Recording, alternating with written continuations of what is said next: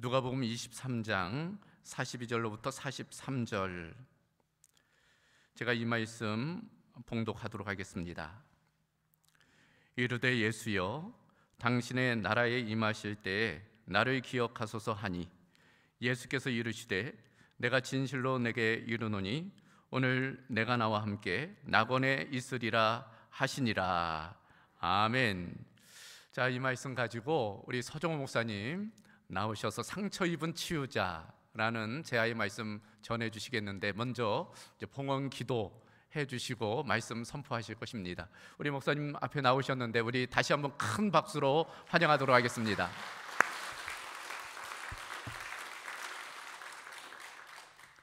박수해 주셔서 감사합니다. 인사말을 했는데 그냥 대답이 전혀 없네요.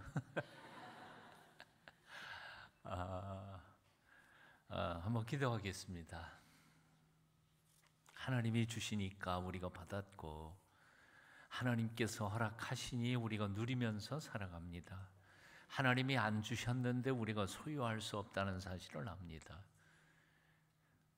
우리가 누리고 있는, 그리고 우리가 소유하는 이 모든 것들이 하나님께로부터 온 선물인 줄 고백하는 마음으로 하나님이 주신 것 중에 일부를 떼어서 주님 앞에 바칩니다. 드리는 믿음의 아름다운 고백, 사랑의 고백, 우리의 희생과 땀방울을 주 앞에 드리면서 헌신하는 표로 드리오니 기쁘게 받아주시옵고, 드리는 손길 기억해 주셔서 이 땅 위에 머물러 살아가는 동안에 우리의 필요가 무엇인지 누구보다도 잘 아시는 하나님께서 때마다 일마다 영육간에 아울러 필요를 풍성히 채워 주시옵소서. 이 땅 위에 살아가는 동안 하나님께서 베풀어 주시는 은혜로 넉넉히 승리하며 살아갈 수 있도록 영적으로 육적으로 복 주시고, 하나님의 뜻을 이루어내기에 합당한 하나님의 사람들 다 되게 해 주시옵소서. 오늘 저녁에도 우리를 모아주셨사오니 하나님 책임져 주시고, 꼭 들어야 할 말씀, 그리고 들은 말씀 마음판에 새겨서 하나님의 복을 누리면서 살아가는 남은 평생이 되게 해 주시옵소서. 예수님의 이름으로 기도하옵나이다. 아멘. 어제 다시 시작하자 얘기 나눴습니다. 뭐부터요? 믿음부터 다시 재정비하는 게 중요하다. 믿음이라는 게 뭘까? 아브라함의 믿음의 조상이니까요. 아브라함의 믿음의 뒤를 따라가는 우리에게 있어서 아브라함에게 보여주시었던 믿음의 세 가지 속성, 중요한 속성. 첫째, 하나님이 우리에게 복을 주실 테니까 너 혼자 잘 먹고 잘 살다가 죽는 게 아니고, 그 복 가지고 내 옆에 있는 모든 사람들 복되게 하면서 살아. 복의 근원으로 살아. 복의 통로가 돼. 이게 이제 첫 번째 우리 기독교 신앙, 성경적 신앙의 핵심이고요. 그런 복의 근원, 복덩어리로 사는 비결이, 첫째, 하나님을 믿되 그냥 믿는 게 아니고, 대충 믿는 게 아니고, 뭐 믿었다 말았다 하는 게 아니고, 그냥 절대적으로 하나님만 온전히 신뢰하고, 내가 믿을 만하다 생각하는 다른 우상들을 버린 채 하나님만 절대적으로 목숨 걸고 붙잡고 신앙하는 것 첫 번째고요. 두 번째는 하나님이 가라 하시면 어디든지 절대 순종하면서 살아가는 것. 이것이 어제 함께 나눴던 세 가지 신앙에 대한 핵심이었습니다. 다 기억하실 줄로 믿습니다. 자, 첫 번째, 내가 복덩어리로 사는, 그래서 나 때문에 누군가 복되게 살아가는, 복을 나눠주는 삶을 말로만 하는 게 아니라 오늘은 실천, 훈련도 조금 잠깐 하겠습니다. 오늘 말씀 나누기 전에 저를 따라 해보십시오. 워낙 눈치가 빨라서 내가 이거 한 번 하면 여러분 벌써 행동으로 옮기는데, 행동은 옮기지 마시고 먼저 나를 따라 해보세요. 당신이 행복해야 할 때 저는 행복합니다. 제가 행복해야 할 때 당신도 행복하셨으면 좋겠습니다. 당신이 행복할 수만 있다면 나는 뭐든지 다 하겠습니다. 제가 어떻게 하면 당신은 행복하실 수 있을까요? 다 외울 수 있겠죠? 아이고. 그렇게 네 마디 하는 거예요. 그렇게 네 마디. 다시 한 번만 더 해봅니다. 당신이 행복해야 할 때 나는 행복해요. 내가 행복해야 할 때 당신도 행복하셨으면 좋겠습니다. 당신이 행복할 수만 있다면 난 뭐든지 다 할게요. 내가 어떻게 하면 행복할 수 있어요? 이런 겁니다. 자, 둘씩 짝지세요. 옆에 있는 사람 둘씩 손잡고 딱 올려봐요. 혼자 앉으시면 안 돼요. 셋이 앉으면 안 돼요. 둘씩. 셋은 안 돼요. 만일 부부로 오셨으면 부부가 제일 좋은 거고요. 사모님도 이 목사님 옆에 앉으시면 좋은데요. 자, 잡으셨죠? 기왕이면 옆으로 가요, 같이. 앞뒤로 하면 이상하게 하지 말고요. 자, 그러면 앉으셨죠? 예, 열심히 쫓아갑니다. 어디로 갔어요? 와, 역시 전도사님 못 계셨죠? 장로님 옆에 앉으셨어. 또 짝 채울 때까지 기다릴게요. 짝 채울 때까지. 아니, 목사님이 옆에 앉아. 괜찮아. 이런 때에 맘먹는 거지 뭐. 자, 확인 한번 해보겠습니다. 옆에 짝 하고 손 쫙 올려서 보세요. 예, 맞습니다. 못 올린 사람 없죠? 내리세요. 제가 보기에 오른쪽, 여러분들이 보기에 왼쪽 사람이 먼저 옆에 있는 사람한테 말합니다. 예? 이게 둘이 한꺼번에 말하면 누가 말하는지 누가 듣는지 모르니까요. 그러니까 왼쪽에 있으신 분들은 가만히 계세요. 듣고만 계셔야 돼요. 예? 같이 떠들지 말고. 자, 그럼 저를 보지 마시고 이제는 옆에 있는 사람 보시면서 제가 불러드릴 테니까 그 순서에 맞춰서 옆에 있는 분한테 얘기하겠습니다. 자, 함부로 당신 하지 말고요. 옆에 있는 사람 격을 생각해서 맞춰서 하세요. 그러니까 엉뚱한 자매 보고 당신 했다가는 뺨 맞을 수 있으니까, 또 장로님 보고 당신 했다가는 큰일 납니다. 그러니까 딱 옆에 있는 분 격에 맞게, 장로님은 장로님, 목사님은 목사님, 형이면 형 좋아요. 직분 빼도 돼요. 가까운 사이면 언니 그래도 좋고요. 권사님끼리 해도 언니 동상 그러면 참 좋잖아요. 자, 옆에 있는 분이, 오른쪽에 있는 분이, 왼쪽에 있는 분, 저 보지 마세요. 저는 소리만 들으세요. 들으시고 앞에 있는 사람 얼굴 쳐다보시면서, 형님 행복해 할 때 저 행복합니다. 제가 행복해 할 때 언니도 행복하셨으면 좋겠어요. 권사님이 행복할 수만 있다면 난 뭐든지 다 할게. 제가 어떻게 하면 행복할 수 있을까요? 예, 질문 받았죠? 예, 주문하세요. 주문. 어떻게 하면 행복할 수 있는지 옆에 있는 분한테 주문하세요. 어떻게 했으면 좋겠어? 들었어요? 아이고, 미안해가지고 주문을 못해.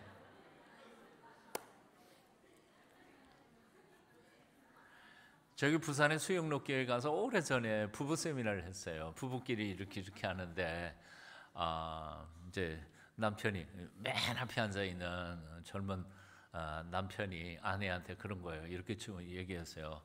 당신이 행복해 할 때 나 행복해. 내가 행복해 할 때 당신도 행복했으면 좋겠어. 당신이 행복할 수만 있다면 난 뭐든지 다 할게. 내가 어떻게 하면 행복할 수 있을까? 그랬더니 옆에 있던 젊은 여자 집사님이, 돈 많이 벌어와. 돈독이 올랐어 그냥. 장신대에 가서 부흥사경을 했어요. 앞에 저를 가르치셨던 교수님들도 앞에 앉아 계시잖아요. 근데 연세 많으신 교수님들도 별 볼 일 없어요. 그 후배 교수님이 이제 옆에 있는 교수님한테 형님이 행복해할 때 저 행복해요. 제가 행복해할 때 또 형님 행복하셨으면 좋겠어요. 형님이 행복할 수만 있다면 난 뭐든지 다 할게요. 어떻게 하면 형님 행복하시겠어요? 그랬더니 노 교수님이 한다는 소리가 오늘 점심 사. 주문 제대로 하세요. 예, 왼쪽에 있는 분들은 손해봤어. 이제 주문도 못하니까. 자, 왼쪽에 있는 분들이 오른쪽에 있는 분들한테 물어보시겠습니다. 자, 아니, 저하고 같이 해요. 먼저 하지 말고. 예, 권사님이 행복해하실 때 저 행복해요. 제가 행복해할 때 권사님도 행복하셨으면 좋겠어요.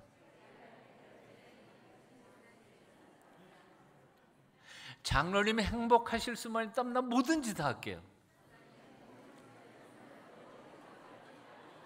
제가 어떻게 하면 행복할 수 있겠어요? 네, 주문 받으세요. 야, 오늘 이제 부흥회 끝나고 가다가 그냥 다방 난리 났겠다. 이제 아이스크림 사느라고 난리 나고. 행복이라는 게 어떤 게 있을까요? 어제도 얘기했지만 미숙한 사람들의 행복은 꼭 내가 먹어야 행복하지만 성숙한 사람들의 행복은 남을 행복하게 만들면서 내가 행복해지는 게 진짜 성숙한 행복인 거죠. 아멘이죠. 만일 이런 마음으로 이 공동교회 교인들이 서로의 행복을 위해서 서로가 이렇게 먼저 배려하고 섬기고 그런다면 정말 이 교회 행복한 교회 될 거라는 생각이 듭니다. 자, 이 교회 주변에 아파트들 너무 쑥쑥 입주하고 그런다는데 여기 온 사람들이 분명히 이제 한두 번 쓰고 여기 구경 올 거예요. 아니면 지나가다가 볼 거고.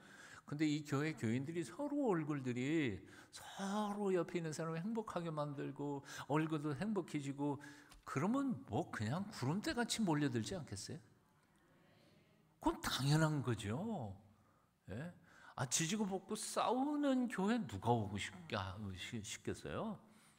그런 마음으로 살아가면 정말 모두가 다 복덩어리로 살아가시는 이 교회가 되셨으면 좋겠습니다. 제가 부흥회 가면 꼭 하는 게 하나 있는데 우리 목사님 앞으로 모셔요. 네. 목사님이 앞으로 잘 보이게, 교인들이 잘 보이게 이 앞으로 강단 위로 올라오셔서 죄송합니다. 번거롭게 해드려서 제일 가운데 서셨어요. 가운데 서셔서 교인들을 모시고 이제 실습하겠습니다. 실습.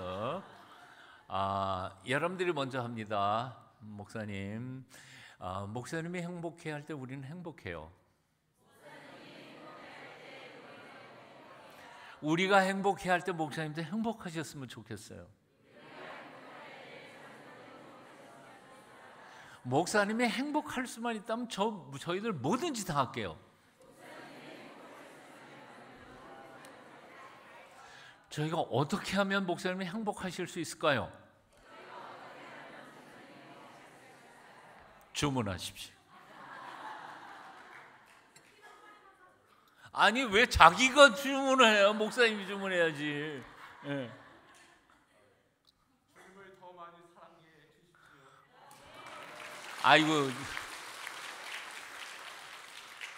아이 너무 시시하다. 내일부터 몽땅 100% 새벽기도 나오시고.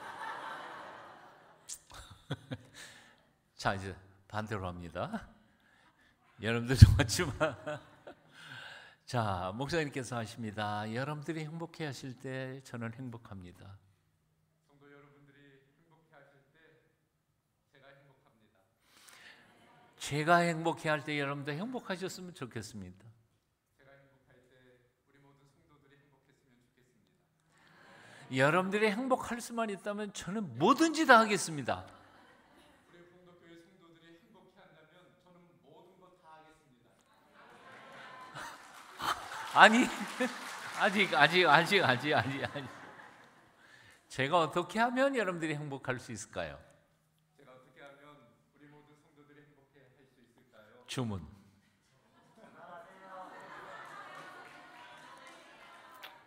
참, 야, 공덕교회가 참 신사 양반들만 있네요. 어떤 교회 가니까 유행가 한 곡 뽑아주세요. 박수 한번 할까요? 박수 한번.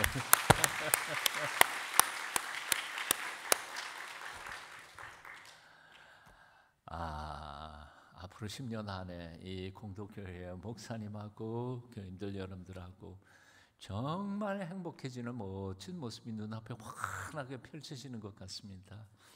여러분 행복하십시오. 사실 가끔은 이런 때가 있어요. 목사가 교인들 행복하게 만드는 하나님의 사람으로 부름을 받았음에도 불구하고 참 그렇지 못할 때가 참 많다 하는 생각이 듭니다. 사실 에덴 동산을 맨 처음 창설하실 때에 하나님께서 그 목적이 뭐였어요? 아담과 하와를 쫙 쥐어줘서 행복하게 살아. 이게 창세기 1장과 2장에 우리 인생들에게 주신 하나님의 축복의 선언이었는데 그만 거기가 비극의 죄 지음으로 말미암아 비극의 씨앗이 됐지 않아요? 그래서 에덴 동산에서 쫓겨났죠. 그런데 쫓겨났는데 하나님은 포기하지 않으시고 다시 에덴 동산의 행복을 되찾아 주시기 위해서 역사 속에 구약의 그 많은 세월 동안 용서하시고 다시 불러주시고 그리고 그래도 안 되니까 결국 종말이라고 하는 시대 2000년 전에 성령님을 보내셔서 교회를 세우시고 바로 예수 그리스도의 그 십자가 보혈의 피 공로 위에 예배당을 세우시고 그래서 태초에 세운 게 가정이라고 하는 가정의 핵심이 뭐예요? 행복이에요. 하나님이 복 주려고 디자인한 게 가정이에요. 근데 거기에서 행복을 잃어버리니까 이제 그 행복을 되찾아주기 위해서 가정하고 닮은 또 다른 기관을 하나님이 직접 세우신 게 성령이 임하셔서 교회를 세우신 거죠. 그러니까 가정하고 교회는 닮은 꼴이에요. 같은 목적으로 세워주셨어요. 무슨 목적? 행복을 위해서. 그러니까 가정은 교회 같아야 되고 교회는 가정 같아야 되고 서로가 서로를 행복을 위해서 복을 위해서 살아갈 때 교회는 가정이 되고 또 가정은 거룩한 하나님의 말씀으로 경건하게 세워져 갈 때 교회 같은 가정이 되는 것이니까 공동교회는 아마 서로 사랑하고 서로 행복하게 살도록 격려하고 살다가 보면 모두가 다 행복해지는 멋진 신앙의 공동체가 되게 해 주실 줄로 믿습니다. 아멘. 오늘만 이렇게 행사하지 말고 진짜 내일부터 그렇게 사셨으면 좋겠어요.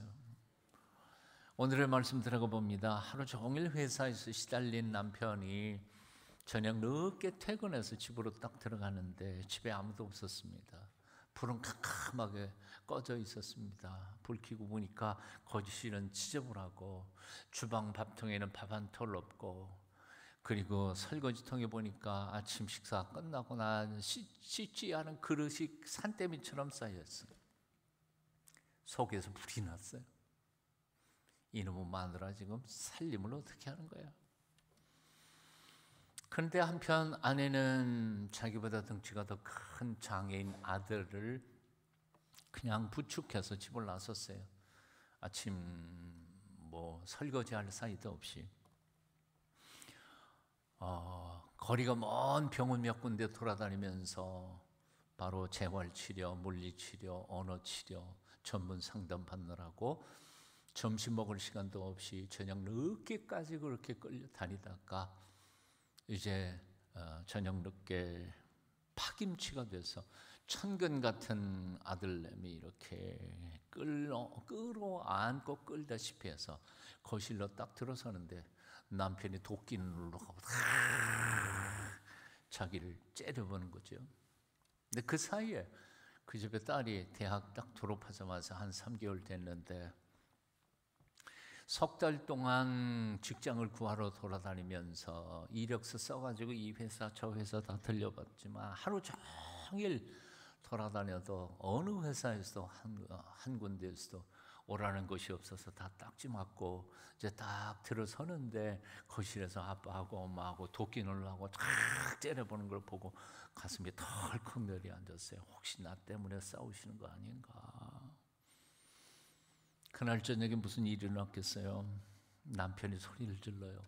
종일 피곤하게 일하다가 들어왔는데 이놈의 집구석은 왜 이 모양이야? 도대체 당신은 살림을 어떻게 하는 거야?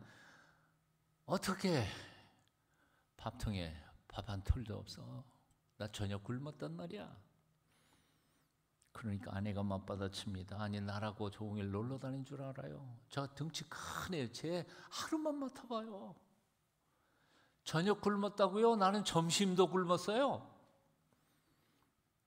딸도 울먹이면서 이렇게 말해요. 나도 죽고 싶어. 한 군데도 나오라는 데는 없고 다 딱지 맞고 이렇게 들어오는 거야. 한마디로 말해서 내 식구 중에 그 하루를 편하게 산 사람이 아무도 없었다는 거지요. 한번 따라해 보실래요? 인생이 고해라. 고해, 고통의 바다라는 거예요. 요즘 돌이켜보면 너나 할 것 없이 모두 다 고달픈 세상을 살고 있습니다. 사실은 1952년 저는요 53년에 휴전이 됐으니까 저는 전쟁통에 태어난 사람이에요. 그리고 전쟁 끝나자마자 제 고향 춘천은 완전히 쑥밭이었어요. 집 제대로 성한 데가 아무도 없었어요. 정말 격전지 중에 격전지가 소양강 강변 전투였거든요. 몇 개 사단이 거기서 다 죽었으니까. 그러니 전후에 먹고 사는 게 얼마나 힘들었겠어요. 정말 힘들었어요. 그런데 요즘에 정직하게 요즘에 젊은이들의 상황을 들어보면요, 제가 전후에 고생했던 거 뭐 비슷비슷, 뭐 겉으로는 다 멀쩡해요. 밥 한 끼 제대로 먹지 못하고 돌아다니는 젊은 친구들 한둘이 아니에요. 저는 대학로에서 목회를 28년 했던 사람이니까 저기 배우들, 영국 배우들 스크린에 보여주는 그 배우들 있잖아요. 뜨는 친구들은 그래도 돈 벌지 몰라도 거기 한번 끼어들어가는 거 힘들어요. 거기에 밑바닥에서 지금 그 스타 되기 위해서 꿈꾸면서 밑바닥에서 하고 있는 친구들 대학로에서요. 예? 세 가지 직업, 얼굴도 예쁘고 연기력도 있는데 뜨지 못해서 식당 주방 가가지고 설거지하고 카페 가갖고 바리스타하고 하루에 3군데 뛰어다니면서 일하면서 밥 제대로 못 먹고 다니는 애들 한둘이 아닙니다. 엄청나게 많아요. 옛날에 우리만 고생한 거 아니에요. 요즘 젊은 아이들 이렇게 돌아보면요 너무 고생 많아요. 나이 드신 어른들은 안 그런가요? 여러분 길거리에서 많이 보실 수 있고요. 종이 줍는 어르신들 그 무거운 거를 그렇게 주워서 갖다가 팔면 뭐 2만 원, 3만 원밖에 못 벌어요. 그렇게 사신다고요. 나는 하루 밥 3끼 먹고 편하게 사는 것 같지만 이 세상에 고통당하는 사람이 너무 많아요. 그러면 하루 밥 3끼 먹고 이렇게 사는 사람들은 겉으로 보기에는 잘 사는 것 같은가요? 아니요. 그렇지도 않아요. 또 사는 그 삶의 깊은 내용들을 보면 다 고달파요. 쉽게 말해서 겉은 멀쩡하지만 속은 골병이 다 들어버렸어요. 모두 다 속 내부를 쫙 끄집어내서 보면 나 죽겠다고, 나 상처받았다고, 누가 내 아픈 마음 좀 알아줬으면 좋겠는데, 그리고 투덜거리지만 그러나 세상에 남의 아픈 마음 돌아볼 만큼 여유 있는 사람이 누가 있어요? 아무도 없어요. 그래서 너나 할 것 없이 곰곰이 생각해 보면 현대인들은 고독해요, 쓸쓸해요, 답답해요, 외로워요. 그래서 건강하게 아무렇지도 않게 사는 사람들 같은 사람도 때때로 내 마음속에 남편도 아내도 부모님도 자식놈도 다 쓸모없다. 그래서 외롭게 서글퍼질 때, 인생 자체가 서글퍼질 때가 한두 번이 아닌 거죠. 목사는 아닌 것 같아요? 목사도 포함해서 마찬가지예요. 이게 오늘날 현 주소예요. 오래전에 어느 잡지에서 설문조사를 했어요. 질문 1, 당신은 속상할 때 어떻게 하나? 대답 1, 취할 때까지 술 퍼마신다. 2, 대답 2, 디스코장에서 죽으라고 춤을 춰댄다. 대답 3, 노래방에서 목 터질 때까지 노래 부른다. 대답 4, 자동차 몰고 나가 마구 달린다. 대답 5, 믿을 만한 친구 만나 속 풀릴 때까지 이야기한다. 질문이 그렇게 해서 속상한 것이 풀렸는가? 대답 1, 밤새도록 술 퍼마시다가 속병만 얻었다. 대답 2, 마구 차 몰다가 과속 위반 딱지됐다. 질문 3, 속상할 때 가장 좋은 방법은 무엇이라고 생각하는가? 나를 이해해주는 친구 만나서 속 털어놓고 이야기하는 거. 질문 4, 그런 친구 몇 명이나 있는가? 하나도 없다. 92.9%. 하나도 없다. 92.9%. 거의 다 없다는 거예요. 한마디로 말해서 세상에 상처받은 사람은 많지만 그 상처를 보듬어 줄 친구나 옆에 있는 사람도 없다는 거예요. 고통당하는 사람은 많은데 고통을 치유해 줄 사람도 없다는 거죠. 너나 할 것 없이 모두 힘들다고 나 좀 도와달라고 그러는데, 아까도 얘기했지만 나도 죽겠는데 남 도와줄 만한, 남 아픔을 들어줄 만한 사람이 세상에 누가 있겠느냐 하는 거예요. 세상 그렇고 교회 안은 안 그런가요? 교회도 똑같아요. 세상 밖이나 교회 안이나. 겉으로는 아무렇지도 않게 예배 잘 드리고 있지만 가슴은 텅 비어 있어요. 제가 은퇴를 했지만 은퇴 전에는 조금 직구준 목사 중에 하나였어요. 예배 끝나고 나갈 때 교인들하고 이제 환송하면서 이렇게 인사하고 악수하고 보내잖아요. 근데 가끔씩은요, 직구게 무죄요. 악수하고, 집사님 요즘 어때요? 괜찮아요? 뭐 항상 그렇잖아요. 의례적으로 괜찮아요, 견딜만해요. 좋아요. 근데 하나도 좋지 않은데 내가 알기에는, 어제 제가 그 얘기했던가요? 한 40년 목회하다가 보니까요, 사람들 얼굴만 보는 절반은 관상쟁이가 돼요. 딱 보면 알아요. 느껴 내가. 그리고 또 담임 목사는요, 안테나처럼 교인들 사정 쫙 하면 여기 들어와요. 힘들다는 거 내가 알고 있는데 괜찮아요. 그래서 짓궂으니까 악수하고 악수를 제가 이게 검도를 해서 그런지 지금 팔 힘이 세거든요. 내가 웬만큼 작아갖고 내 팔을 못 퍼서 내가 잡은 걸 풀지를 못해. 딱 잡고는 진짜 어떠냐고요. 그러니까 그냥 인사하는 줄 알고 좋아요, 괜찮아요, 그러고 가려고 그랬는데 목사님이 손을 안 놔주고 진짜 어떠냐고 눈동자를 이렇게 들여다보면서 질문하니까 이렇게 보다가 기겁을 하고는 이거 진짜 묻는 거네. 딱 보다가 왕 하고 그 많은 교인들이 있는데 목사님 죽을 것 같아요. 진심을 사람들은 드러내지 않아. 교인들 앞에도 소문 잘못 날까 봐 구역 예배 시간에도 말 함부로 잘 안 해요. 가까운 친구한테도 속에 있는 진짜 얘기는 안 해. 왜냐하면 진짜 얘기 집사한테 얘기했다가 그 다음 주에 아예 교회에 전체가 퍼져버리거든. 그러니까 혼자 죽어도 나 혼자 죽는 게 낫지. 그러니까 너무 외로운 거예요. 기가 막힌 노릇이에요. 남들 보기에는 우아하게 성가대에서 찬양을 하고 있지만 가슴은 시커멓게 타들어가는 거예요. 성가대에 앉아가지고 우아하게 찬양한다고 그래서 뭐 다 그렇게 경건한 하나님의 사람들이라고 생각해요? 너도 그렇게 생각 안 하고 나도 그렇게 생각 안 해요. 다 아프고 힘든 사람들이에요. 가끔은 누구라도 붙잡고 대성통곡하고 싶지만 그렇게 붙잡고 통곡할 만한 친구, 믿을 만한 사람이 없어. 오죽하면 어제도 얘기했지만 담임 목사님한테 그 속사정 얘기했다가는 그 교회 그 다음 주로 떠나야 할지도 모르니까 담임 목사님한테도 속에 있는 얘기 못해. 제 40년 목회 경험이에요. 아픈, 정말 아프고 정말 수치스러운 얘기를 저한테 고백한 집사나 장로님이나 권사님은 언젠가는 떠나더라고요. 왜냐하면 못 견디는 거야.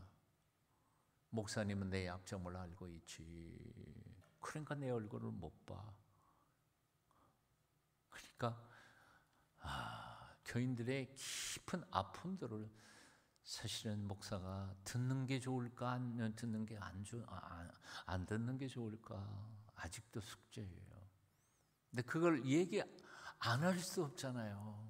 왜냐하면 적어도 담임 목사는 뭐 여러분들 오해할지 모르지만 그래도 저 하나님 대신에 그들의 영적인 아픔과 그것을 털어볼 하나님의 사람으로 와 있는데 듣고 그들을 치유해야 가야 할 텐데 믿지 못하니까요. 겉모습과는 달리 요즘 많은 사람들은 다들 이렇게 속으로 울부짖고 있어요. 나 아파. 정말 나 아파. 힘들어. 누가 나 좀 내 아픈 마음 좀 알아줬으면 좋겠어. 영성가 헨리 나우엔이라고 하는 사람이 운디드 힐러, 상처받은 치유자라는 책을 썼어요. 그 책 속에 여러분들 시간 나시면 꼭 한번 읽어보세요. 상처받은 치유자. 이 책 속에 탈무드에 나오는 이야기 하나를 소개를 해요. 그 이야기는 이렇게 전개됩니다. 라비 조슈아 벤 레비라고 하는 이름이 좀 긴데 줄이면 바로 이런 거예요. 조슈아는 여호수아라는 거죠. 여호수아라고 하는 라비가 예언자 엘리야를 만났어요. 성경이 나오는 거 아니에요. 이게 탈무드에 나오는 거예요. 또 나중에 또 서목사 이단 아닌가 뭐 그런 게 어디 있었어. 그러지 말고 이건 탈무드에 나오는 거예요. 조시아라고 하는 랍비가 예언자 엘리야를 만났어요. 만나서 이렇게 물어요. 메시아가 언제 오시나요? 그랬더니 엘리야가 이렇게 대답해요. 예, 이미 오셨는데요. 예, 벌써 오셨다고요? 그럼 어디 계셔요? 예, 성문 앞에 계십니다. 성문 앞에 수많은 사람들이 모여 있을 텐데 그 중에 메시아인 줄을 제가 어떻게 알아볼 수 있을까요? 간단해요. 성문 앞에 수많은 사람들이 다 자기 상처 하나씩 붙들고 고통스럽게 울부짖으면서 비명을 지르고 있는데 그 중에 딱 한 분, 머리부터 발끝까지 온통 전신이 상처투성이신 한 분이 한 번에 꼭 상처 하나만 풀었다가 싸매시면서 이렇게 혼잣말을 고백하실 겁니다. 내가 필요할 거야. 나를 부르면 내가 달려가서 도와줘야 돼. 이렇게 말씀하시는 분이 바로 메시아이십니다.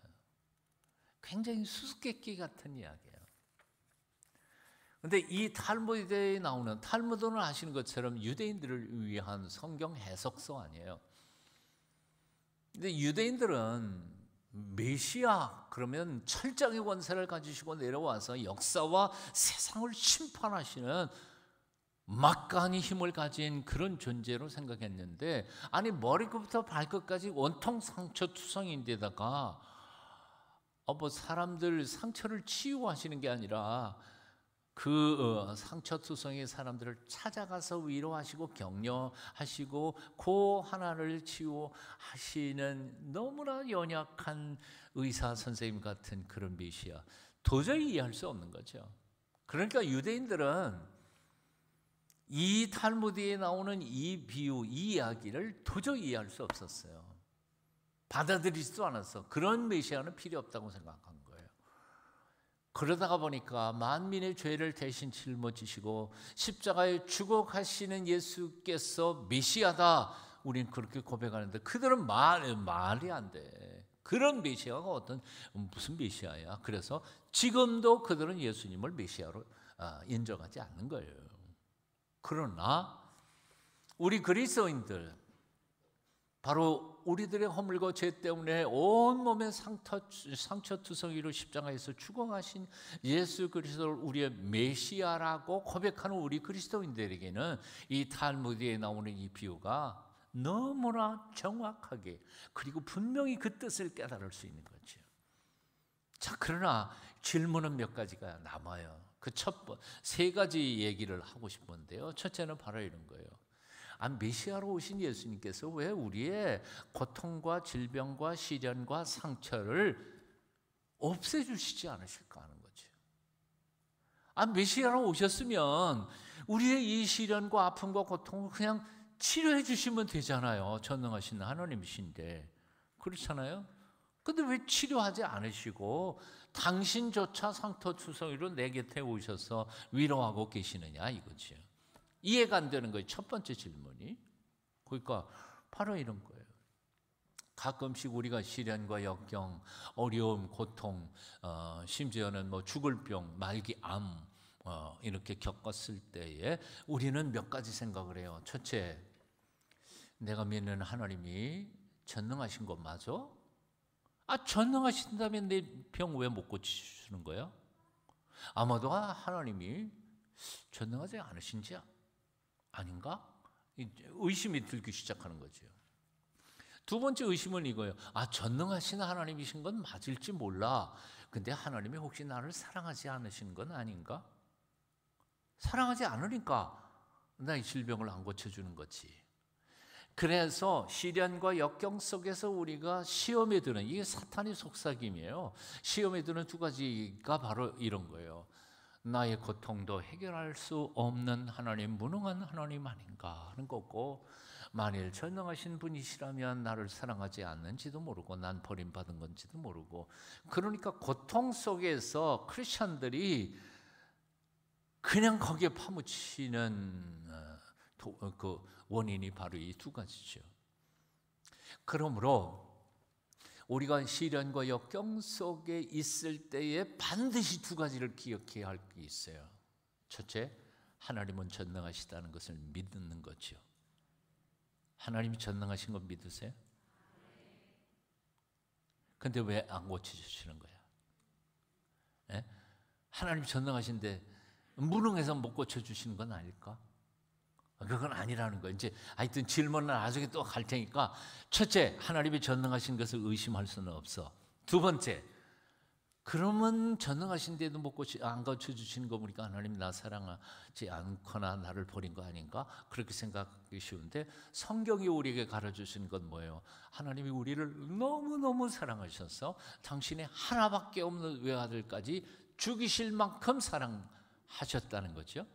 그게 바로 요한복음 3장 16절 아니에요. 이처럼 사랑하사, 이처럼이 그 뒤에 뭐예요? 당신의 아들을 십자가에 못 박아 죽일 만큼 나를 사랑하셔서 당신의 아들의 핏값으로 천국문을 열어놓으시고 우리를 당신의 아들과 딸로 천국으로 인도하시는 거. 하나님의 사랑, 이 사랑인 거죠. 자, 그렇다면 이제 문제가 뭐냐면, 하나님이 전능하셔. 뭐든지 무슨 질병인지 다 해결하실 수 있어. 질병만이 아니라 돈까지도 다 해결할 수 있어. 전능하셔. 그리고 하나님은 당신의 아들을 죽일 만큼 나를 사랑하셔. 그런데도 불구하고 내게 지금 어떤 고통과 시련과 아픔과 사업이 망한 것과 대학 떨어진 것과 이런 것들이 남아 있다면 그 이유는 무엇일까? 그 이유는 이렇게 말할 수 있는 거죠.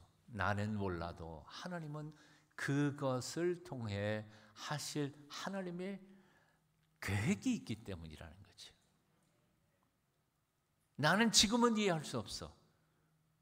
하지만 하나님의 때가 되면, 그래서 그때 나를 질병에 몰아넣으셨다든지 혹은 사업을 망하게 하셨다든지 그랬었구나 하고 나중에는 이해할 수 있을지 몰라도 지금은 몰라도 하여튼 하나님은 계획이 있으시다는 거죠. 자, 이렇게 말할 수 있습니다. 하나님께서 우리에게 허락하신 모든 고통에는 지금 이해할 수는 없지만 하나님의 뜻과 계획이 있기 때문이라는 겁니다. 하나님이 허락하신 고통 중에는 의미 없는 고통은 없습니다. 하나님께서 우리에게 적어도 어떤 고통과 시련을 허락하셨다면 그것을 통해서 우리가 배워야 할 교훈이 있고 그 속에서 우리가 성숙해 가야 할 과제가 있기 때문에 하나님이 허락하신 것이라는 거죠. 그러니까 다시 말하면 만일 우리가 원하는 것처럼 지금 이런 시련을 우리 앞에 주셨어. 근데 우리가 원하는 대로 하나님 없애주세요. 그래서 없애버리면 이 고통을 통해서 우리에게 예비해 놓으신 축복도 동시에 없어진다는 거죠. 이 고통을 통해서 우리가 성숙해 갈 과정을 생각해 버렸기 때문에 나는 여전히 미숙한 사람이 되어버리고 나중에 똑같은 고통을 또 다시 반복해야만 내가 성숙해 갈 수 있기 때문이라는 거죠. 굉장히 까다로운 거고 여러분들 못 알아듣는 것 같아요. 지금 나 혼자 그냥 떠들고 있는 것 같아. 뭔 얘기인지 이해는 되시죠? 예, 이론적인 이해만이 아니고 이렇게 설명하면 될 것 같아요. 어떤 곤충학자가 나비가 자기 꼬치를 찢고 그 좁은 틈으로 밖으로 나오는 걸 관찰을 했어요. 근데 관찰하다가 보니까 그 조그만 벌레가 자기 꼬치를 찢고 그 좁은 틈으로 밖에 나오는 게 얼마나 안쓰러워 보여, 얼마나 불쌍해 보여. 뭐 금방 나오는 것 같다면 뭐 7시간 8시간 그러고 앉아 있으니까 얼마나 불쌍해 보여. 그래서 잘 드는 면도칼과 가위를 가지고 그 틈을 쫙 찢어줬어. 그랬더니 얼마나 쉽게 나왔어요. 그래서 그 벌레는 세상 밖으로 너무 쉽게 나왔는데 문제가 생겼어요. 얘가 나비는 나비인데 이 날개를 펴지도 못하고 날아오르지도 못하는 거예요. 쉽게 말하면 장애나비가 된 거예요. 그래서 이 곤충학자가 다시 연구를 시작한 거예요. 그랬더니 그 벌레가 그 좁은 구멍으로 빠져나오면서 그 여러 시간 동안 고통과 고통을 이겨내면서 날개에 근육이 생기고 근육에 힘이 생기고 그 힘이 생기니까 그 힘으로 천국을 날아오르는 나비의 날개가 되더라는 거죠. 근데 그걸 생략해 버리니까 그 나비는 날지는 못하는 거지. 그런 거예요. 하나님은 전능하셔서 지금 우리가 겪고 있는 고통들을 지금 당장이라도 다 없애버려 주실 수 있어. 믿으세요?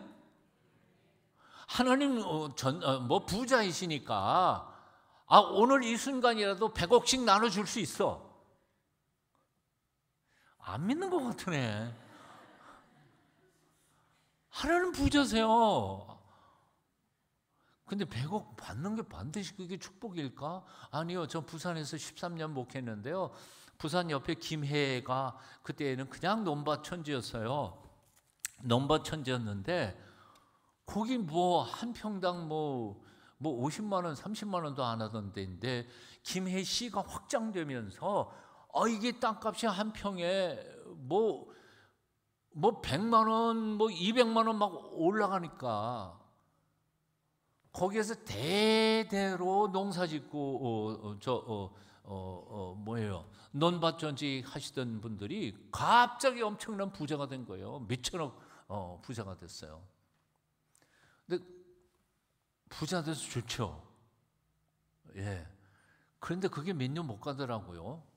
자, 갑자기 농사를 짓던 농부 아저씨가 1,000억이 생겼어. 그럼 돈을 주체를 못해. 집도 하나 멋지게 줬어. 벤츠 뽑았어. 뭐 돈 그렇게 죽을 때까지 써도 남을 돈인데 그러다가 보니까 이 사람이 다 비슷하잖아요. 뭐 예수 안 믿는 사람들은 다 비슷해.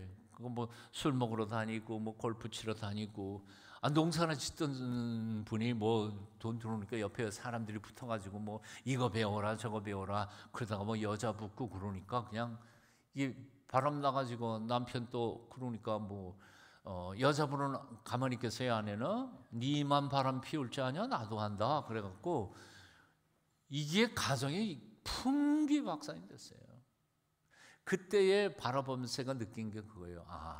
저분은 돈이 없었더라면 그래도 평생 뭐 서너 마지기 논 잘 착실하게 농사 지면서 행복하게 자식들 잘 키워내고 행복하게 살았을 사람인데 갑자기 돈 벼락 맞으니까 정신이 까닥해가지고 집안 다 풍지박산 내놓고 애들 다 비리고 그게 행복이 아니더라고요. 제가 뭔 얘기했나 이거. 고통을 없애는 게 축복이 아닌 거예요. 고통을 생략해 버리니까 축복도 생략해 버린 거죠.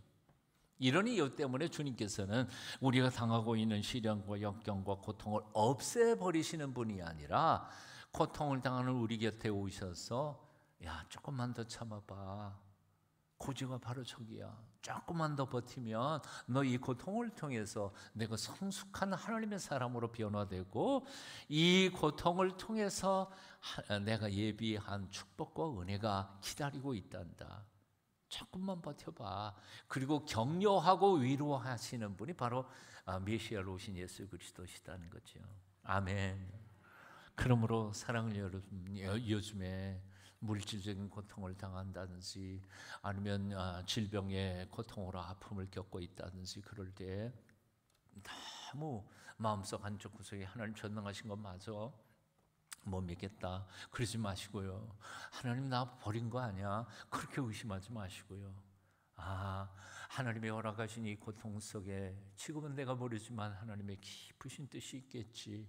아멘. 버티고 이기겠습니다. 나와 동행하여 주시고 지켜주시고 이 고통을 졸업하는 그날 그 기쁨의 축복을 내가 경험할 수 있게 해주십시오 하고 버텨내시는 하나님의 사람들이 다 되시기를 축원합니다. 마음의 눈을 열어서 영으로 내 곁에 계시면서 나를 격려하고 계시는 예수님을 만나실 수 있기를 바랍니다. 왜 나만 겪는 고난이냐고 불평하지 마세요. 고난의 뒤편에 있는 주님이 주실 축복 미리 보면서 감사하세요. 왜 이런 슬픔 찾아왔는지 원망하지 마세요. 당신이 잃은 것보다 주님께 받은 은혜 더욱 많음에 감사하세요. 너무 견디기 힘든 지금 이 순간에도 주님이 일하고 계시잖아요. 남들은 지쳐 앉아 있을지라도 당신만을 일어서세요. 힘을 내세요. 힘을 내세요. 주님이 손잡고 계시잖아요. 주님이 나와 함께함을 믿는다면 어떤 역경도 이길 수 있잖아요. 아멘. 아멘. 탈무드의 이야기가 나오는 첫 번째 가르침은 바로 이런 거예요. 왜 하나님은 나의 고통과 시련과 아픔을 거두어 당장 해결하지 않으실까? 그 속에 하나님의 나를 향하신 계획이 있음, 내게 주실 축복이 거기에 담겨져 있음을 기억하자는 겁니다. 이 탈무드에 나오는 이야기의 두 번째 질문입니다. 온몸이 상처투성이신 예수님께서 왜 한 번에 자기 상처 하나만 이렇게 치료하고 계실까? 이유는 간단한 거예요. 그분의 독백처럼 누군가 나를 부를 때 난 당장 달려가서 그 아이를 도와야 해. 그래서 당신도 아프시지만 아파하는 당신의 백성들의 호소에 달려가시기 위해서 준비하고 계시는 예수님의 모습인 거죠. 이건 바로 이런 거예요. 어제도 행복이 미숙한 자와 성숙한 자의 차이가 있다고 그랬잖아요. 미숙한 사람은 그저 자기가 다 내가 먹고 내가 입고 내가 행복해야 행복하다고 생각한 게 미숙한 사람들, 어린아이 신앙. 그러나 성숙한 사람은 남을 행복하게 만들 때 내가 행복해질 수 있는 사람, 성숙한 거죠. 이 아픔도 마찬가지예요. 고통도. 미숙한 사람은 자기 아픈 것밖에는 몰라. 남 아픈 거 상관 안 해요. 내가 아파 죽겠는데 남 돌아볼 겨를이 어디 있어요. 그러나 성숙한 사람은요, 자기도 아프지만 자기보다 더 아픈 사람들, 옆에 있는 사람들 돌아보고 살피는 게 성숙한 사람의 모습인 거죠. 어린 딸, 3살, 4살짜리 딸내미는 아이들은 손톱에 피 한 방울만 나도 자기 죽는다 그래요. 자기 몸에서 피 나왔으니까 죽을 줄 아는 거죠. 코피만 조금 흘리면 자기 죽을 거라고 그냥 울어요. 그런데 엄마는 며칠 전에 대수술을 받았어. 실밥이 아직도 꺼내지 않았는데 그 실밥 풀리는 줄도 모른 채 어린 딸내미를 끌어안고 위로하는 게 바로 엄마예요. 네. 죽을 것 같은 고통, 자기의 고통 속에서도 오히려 딸내미 위로하는 게 엄마, 성숙한 모습인 거죠. 오늘 본문을 보면 만민의 죄를 대신 짊어지시고 죽어가시는 예수님의 모습이 그려집니다. 아침 9시에 십자가에 못 박히셔서 그냥 그 전날 1박 2일 동안 얼마나 시달렸어요. 태장에, 매에, 채찍에. 여러분도 많이 보셨겠습니다만 그때 그 채찍은 사금파리 같은 거 쇠붙이 붙여가지고 맨살에 딱 되면 쫙 엉켜가잖아요. 몸에 bek히니까 그걸 잡아다니면 다 찢어지는 거지요. 한 대만 맞아도 온몸이 찢어지는 판인데 그걸 40을 맞아봐요.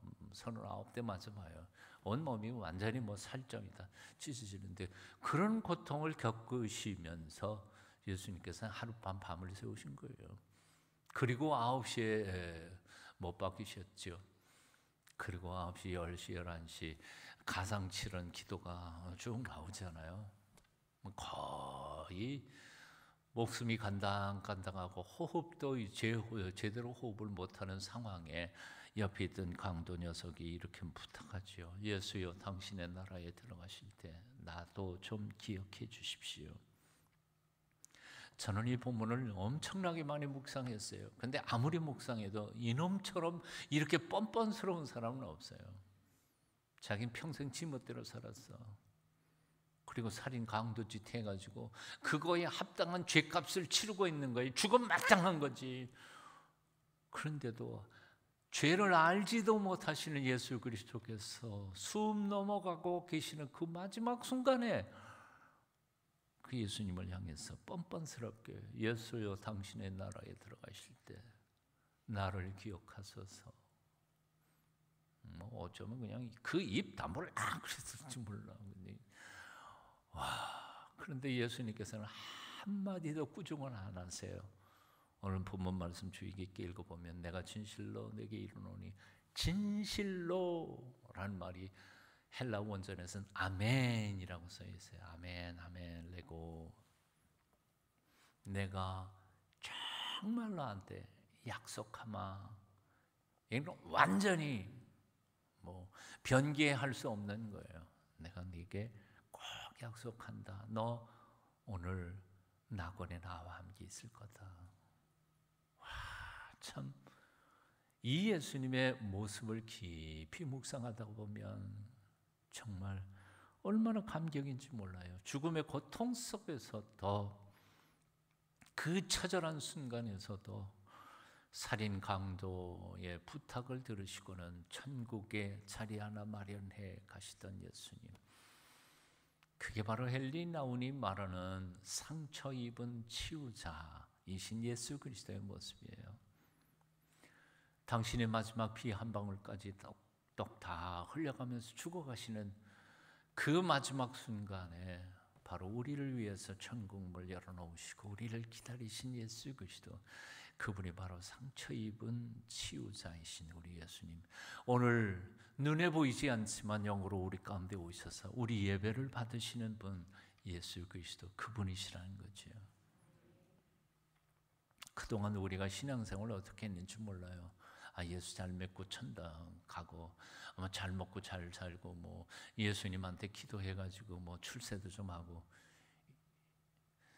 뭐 그거 다 잘못됐다는 얘기 아니에요. 왜냐하면 하나님은 우리에게 복 주시기를 기뻐하시는 하나님이시니까요. 그러나 신앙의 목표는 그거 아니에요. 신앙의 목표는 그거 아니에요. 십자가 깊이 묵상하면서 예수께서 왜 십자가에 못 박혀 죽으셨는지, 나는 왜 주님을 사랑하는지 깊이 생각할 필요가 있어요. 저요, 그야말로 범생 중에 범생이었다고 생각해요. 그래서 우리 동네 어르신들이요, 내 나이 또래 친구들한테 늘 얘기했어요. 야 임마, 이것도 설명을 해야 되는데, 제 장가 가기 전까지 우리 동네 어르신들은 제 이름을 정호인 줄 몰랐어요. 송아지라 그랬어요. 이유는 간단해요. 저 죽을까 봐 우리 할머니가 이름을 송아지라 그랬고, 족보에만 서정호 썼지 동네에서는 그냥 다 송아지라고 불렀으니까, 제가 장가 가는 날 어르신들은, 동네 어르신들은 저 송아지가 장가 간대.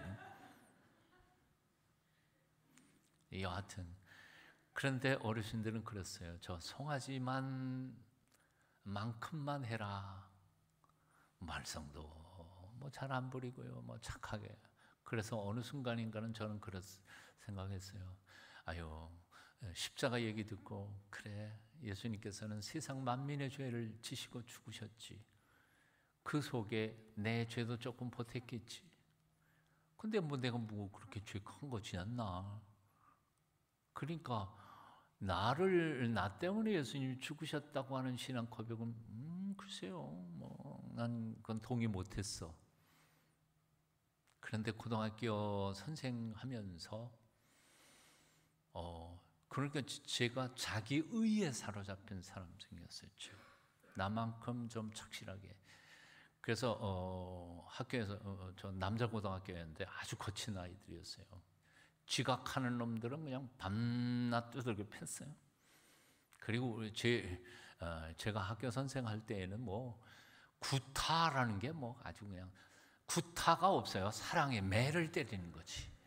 아이들의 미래를 위해서. 그래서 어떤 선생님은 뭐 야구 방망이 같은 거 하고, 어떤 선생님은 아예 사랑의 매 그래갖고 이만한 거 들고 다니면서, 특별히 남자애들은 뭐 밤낮 두들겨 패니까요. 저는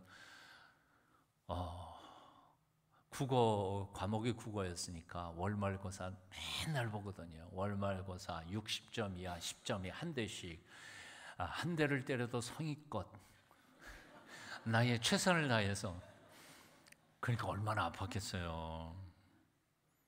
그날도 그걸 타작이라고 그랬어요.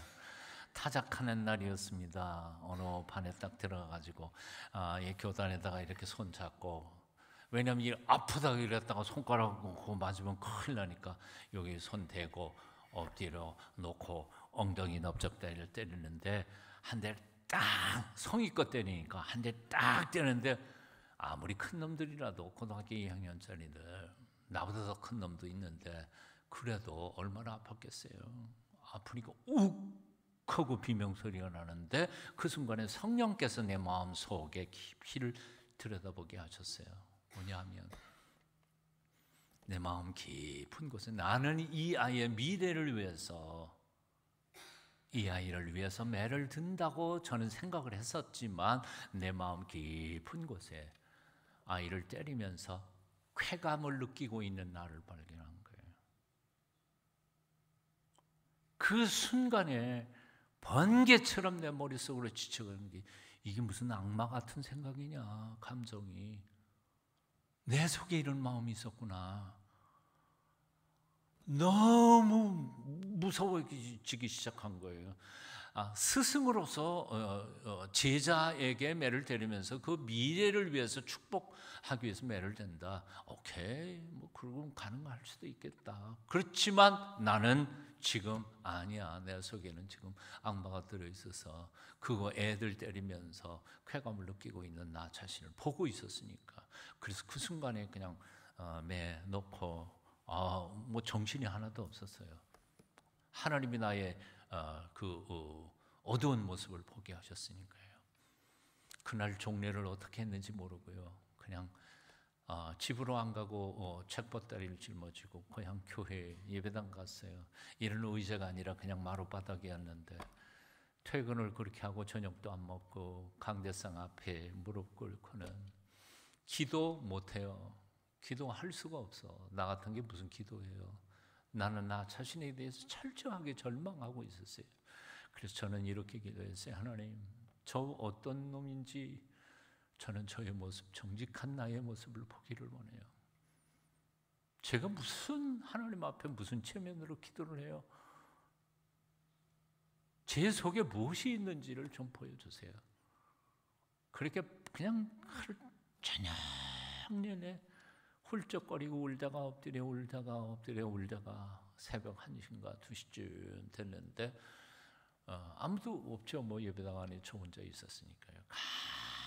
갑자기 눈앞에 환하게 펼쳐지면서 내가 기억나는 어렸을 때 3살인가 4살 때부터 나의 기억, 다 잊어버렸던 기억들이 촤르륵 하면서 활동사진처럼 그때까지 왔던, 나는 다 잊어버렸던 거, 아빠한테 돈 받아가지고 삥탕 해가지고 뭐 사 먹은 거, 이런 것부터 다 생각나는 거예요.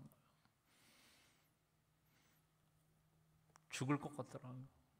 그래서 한 2시나 3시 지나간 다음에 제가 이렇게 고백했어요. 내 입으로, 하나님, 예수님께서 죽으신 것은 바로 나 한 사람의 죄 때문에 죽으신 것 제가 인정합니다. 세상 만민의 죄를 지시고 죽은 게 아니고요, 예수님 당신 나 때문에 죽으셨습니다.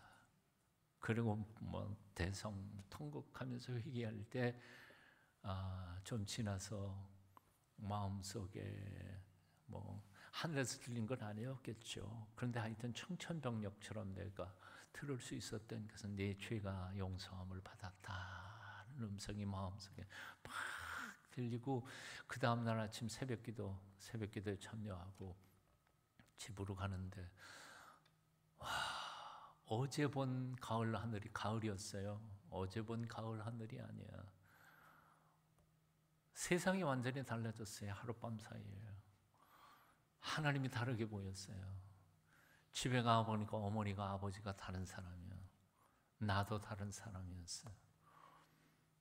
그러니까 인간은 성령님이 아니시면 자기가 죄인인 줄도 몰라요. 예수 그리스도, 그분의 속죄의 은총, 십자가의 은혜를 마음속에 성령의 은혜, 능력으로 경험하시면서 오늘 밤 그 예수 그리스도를 만나고 집으로 내려가실 수 있게 되기를 축원합니다. 상처 입은 치유자, 당신 상처투성인데에도 불구하고 나의 죄값을 치르기 위해서 기꺼이 죽어가시던 예수 그리스도, 그 선하신 분. 이제 마지막 결론을 내봅니다.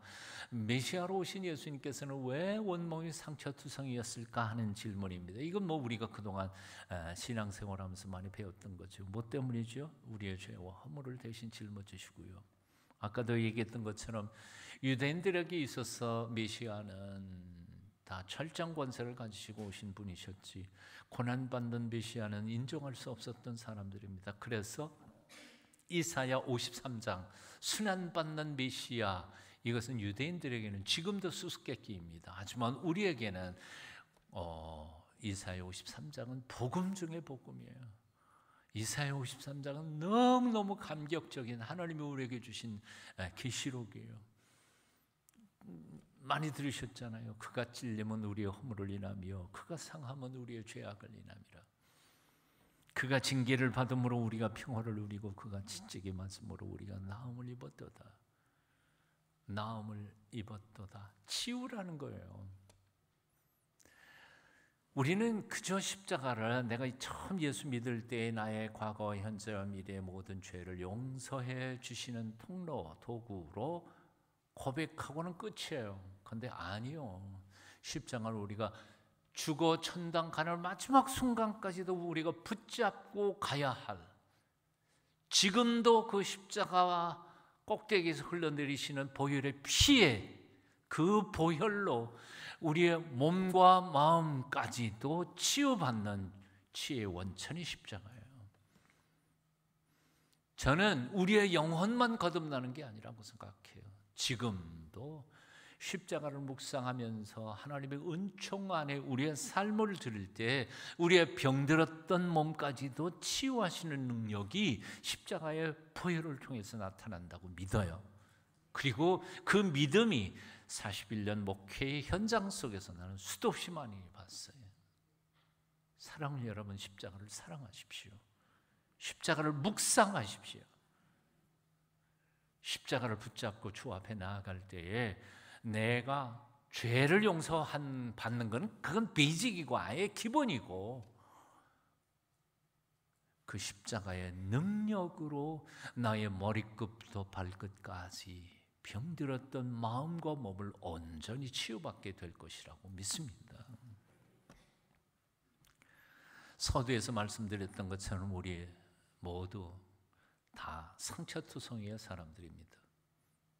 하지만 나 상처받아서 나 아파, 나 죽겠어, 그리고 자기 자신의 상처만을 돌아보는 사람으로 살게 될 때에는 우리는 그것으로 끝이에요. 하지만 예수님께서 우리에게 보여주셨던 것처럼 나도 상처받았지만, 나도 머리끝부터 발끝까지 상처투성이지만 나보다 더 아파하는 옆에 있는 사람들을 돌아보면서 그들을 격려하고 위로하고 치유함에 참여하는 상처 입은 치유자가 될 때 하나님의 치유의 기적이 오늘날 삶의 현장 속에 놀랍게 나타날 줄로 믿습니다. 뭐라고요? 미숙한 사람은 자기 상처만 들여다보는 거예요. 우리 공덕교회 성도님들은 자기 상처만 붙들고 앙악거리고 어린아이처럼 그러지 말고 이제는 넘어서서 나도 아파, 나도 죽을 것 같아, 나도 외로워, 나도 고독해.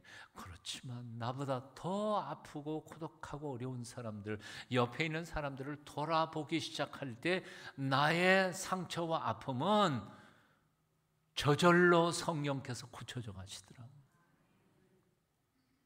남의 아픔을 끌어안고 살필 때, 해리포터 영화 저는 한 수십 번 본 것 같아요. 그 시리즈 다 봤어요. 다 본 정도가 아니라 한 개를 한 10번씩 본 것 같아요. 근데 그 해리포터의 비밀의 방이라고 방편에 보면 이런 거 나와요. 해리포터가 그 뭐 볼트모트인가 그 사탄 그놈 그 독사에 물려가지고 이제 죽어가고 있었죠. 비밀의 방에서. 그런데 공중에서 불사조가 다 나타나가지고 그 해리포터의 물린 자국에다 눈물을 똑똑 흘립니다. 그러니까 그냥 푹 하고는 그 독이 다 사라져버려서 치유해서 건강하게 회복되죠. 그 이야기의 배경 속에는 바로 전설 속에 나오는 그 불사조의 눈물에는 치유의 능력이 있다는 그런 전설이 있는 거죠. 그건 전설이에요. 하지만 그것은 전설이지만 나는 십자가의 보혈의 공로, 그 능력은 우리의 몸과 영혼과 마음과 우리의 육체까지도 치유하는 능력이 있는 줄로 믿습니다. 그 믿음을 가지고 공덕교회는 이제부터 치유하는 교회, 나도 아프고 문제가 많지만 더 아프고 더 힘든 사람들을 끌어안고 눈물을 흘리며 섬기고 봉사할 때 하나님의 놀라우신 치유의 기적들이 나타나는 멋진 교회, 소문난 교회. 제가 부흥회 끝나고 나가지만 그래도 좋은 소문들이 자꾸 들려오는 멋진 교회가 되실 수 있기를 축원합니다. 기도하겠습니다. 한마디 더 얘기 꼭 하고 싶습니다. 말씀을 줄이면서 우리는 흔히 이런 생각을 해요. 나만 상처받고 살았다고 생각해요. 모든 사람들 거의 다 그래요.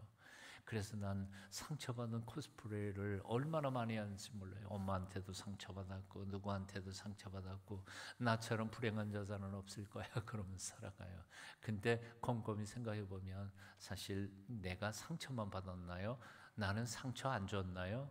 아니요. 난 상처 많이 줬어요. 내가 기억하는 것만 해도 상처 준 사건들이 많고, 내가 기억하지 못하는, 의식하지 못한 죄, 사람들의 마음에 상처 준 사건이 엄청나게 많을 거예요. 목사가 교인들에게 상처 줄까요? 안 줄까요? 줘요. 저는 그걸 알았어요. 41년 목회 끝내면서 작년에 곰곰이 지난 날 돌아보니까 우리 동순교회 28년 목회하면서 나는 상처 주려고 준 거 아니에요. 다 그래도 하나님의 뜻대로 하나님의 교회를 제대로 만들어 가보자, 그리고 선한 의미에서 목회를 했지만 그 틈 방위에서 상처받은 사람들이 있더라고요. 내가 기억하는 사건도 있는데 내가 기억하지 못하게 나도 모르는 사이에 상처받은 교인들은 또 얼마나 많았겠어요. 그래서 작년 12월 둘째 주 마지막 설교할 때 제 첫 번째 주제가 바로 그런 거지. 여러분 미안해요. 내가 28년 동안 본의 아니게 여러분에게 상처 준 거 기억나는 것도 있고 기억 못하는 것도 있는데, 그래서 용서해 주세요. 저를 용서해 주세요. 마지막 설교의 첫 번째 대지였어요. 나만 상처받고 살았다고 착각하지 마세요. 나도 많은 사람들한테 상처 많이 줬어요. 심지어는 부모님께 상처도 줬고 내 자식놈들에게도 상처를 줬고, 목사로서 절대로 해서는 안 되는데 교인들에게 상처를 줬어요. 그래서 십자가 용서의 보혈이 내게는 죽는 날까지 필요하고, 그 용서받은 그 용서의 은혜로 남들도 용서하면서 살아가는 하나님의 사람들로 남은 평생 정말 행복하게 사시기를 축원합니다. 기도하겠습니다. 온 세상 모든 사람들의 죄악을 뒤집어 쓰시고 온몸에 상처투성이 모습으로 십자가에 죽어가신 우리 주님을 찬송합니다. 그러면서도 오히려 살인 강도를 위해 영생을 선포하신 주님, 그 사랑 담기 원합니다. 우리에게 믿음 주시옵소서. 이제부터 마지막 하나님 나라 떠나는 그 순간까지 십자가 붙잡고 살게 하시옵소서. 십자가에서 흘러내리는 보혈의 피로 내 죄를 용서받을 뿐만 아니라 그 사랑으로 내 주위에 많은 사람들을 품에 안고 치유하며 사랑하며 살게 도와주시옵소서. 우리 공동교회 치유하는 교회 되게 하옵소서. 세상에 상처받았던 사람들 이 교회만 오면 몸이 다시 살아나고 영혼이 다시 살고 가정이 새롭게 되는 기적이 나타나게 하옵소서. 예수님의 이름으로 기도하옵나이다. 아멘.